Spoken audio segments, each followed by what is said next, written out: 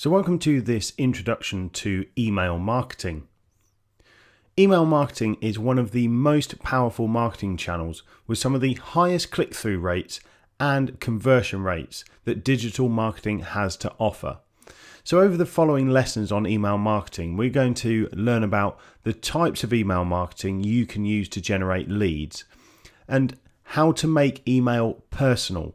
After all, each email that we send out is going to one individual. Even if we send batches of thousands of emails at a time, it's still one email read at a time. So we need to make our emails personal. We're also going to learn about how to write awesome subject lines and content that your subscribers will read and click through on. We're going to look at how to design and lay out your emails and increase your subscribers so we get more visibility for each email campaign we send. We're then going to look at improving the click-through rates and targeting our email subscribers with email segmentation. We're then going to learn how to nurture leads with drip feed email campaigns, and finally analyze our success with email marketing metrics. So some quick fire facts about email marketing. 95% of online consumers use email. 91% of consumers reported checking their email at least once a day. For every $1 spent, $44.25 is the average return on email marketing investment. That is absolutely huge stats. And 70% say that they always open their email from their favorite companies. Conversely, only 18% say that they never open commercial emails. So that is a huge open rate. So people who are subscribing to these emails are absolutely engaged, with over 70% always opening emails from their favorite companies.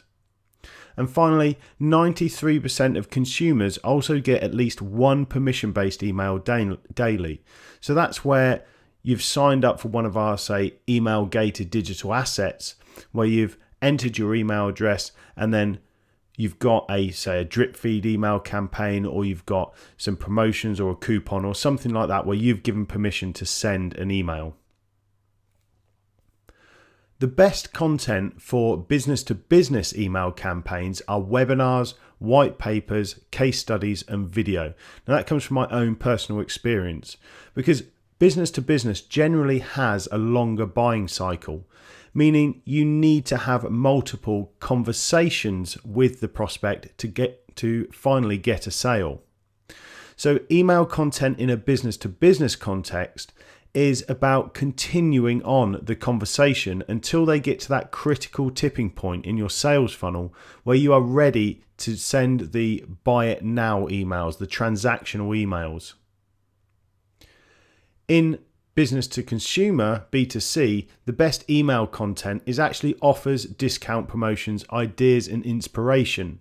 That's because there's a much shorter buying cycle normally. So the calls to action need to be more purchase orientated in B2C. You've got an opportunity to sell there and then, and also have more repeat purchases, depending obviously if you're in a consumables industry in B2B, you might have that as well.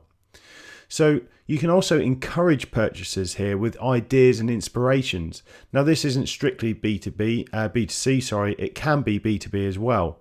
So for example, you could have new fashion trends or new destinations for travel. Or how about technology advancements, for example, laptops and new tablets, things like that. So what are the benefits of email marketing? Well, it has a high click-through rate. So once you've got a subscriber, they're normally really engaged and they will click through on your email campaigns regularly. That means a higher conversion rate. Because we have an engaged audience that we're segmenting and we're targeting with specific content, we get really good conversions. And that gives us the ability to lead nurture at any stage of the sales funnel. So even after someone's purchased, we can look at repeat purchases or ask them to become a brand advocate with a different drip feed email campaign, for example. And that uses gated assets. Again, we can use email marketing here and email subscription lists to gated assets where they download an ebook and then get passed on to our email marketing software.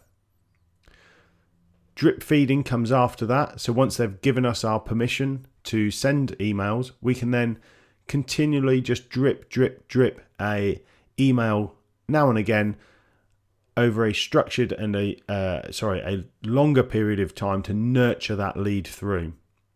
And then finally, transaction emails as well. So once they're at that tipping point, we can send them transactional emails. And we will go through each of these a little bit later on in the types of email marketing you can send. It also complements all other lead generation strategies. So whether we're doing pay-per-click or whether we're doing search engine optimization or we've got landing pages, email marketing can slot in at any one of those lead generation strategies. And we can use that as a tactic to finalize the conversion. And it's cheap, quick, and easy to do. You can have an email campaign being sent out within 10 minutes of this lesson if you'd like.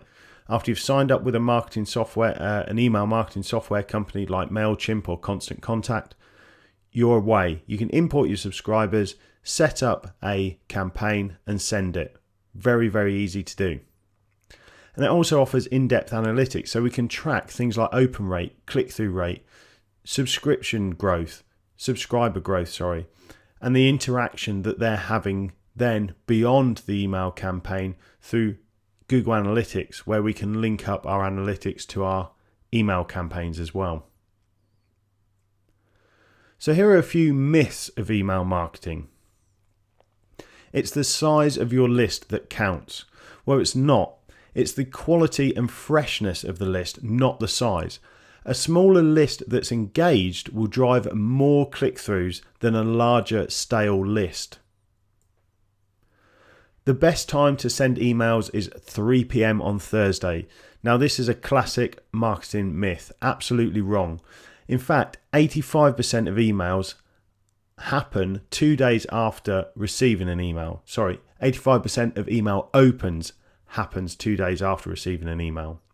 And 21% of purchases happen within 2 days of receiving an email. And 32% of purchases happen a further 2 weeks after. So even if you're sending it at 3 p.m. on Thursday, people might not read it until 2 weeks after. So really, you've also got to think of time zones as well. So is it 3 p.m. on Thursday when you're sending it to someone in another country, for example?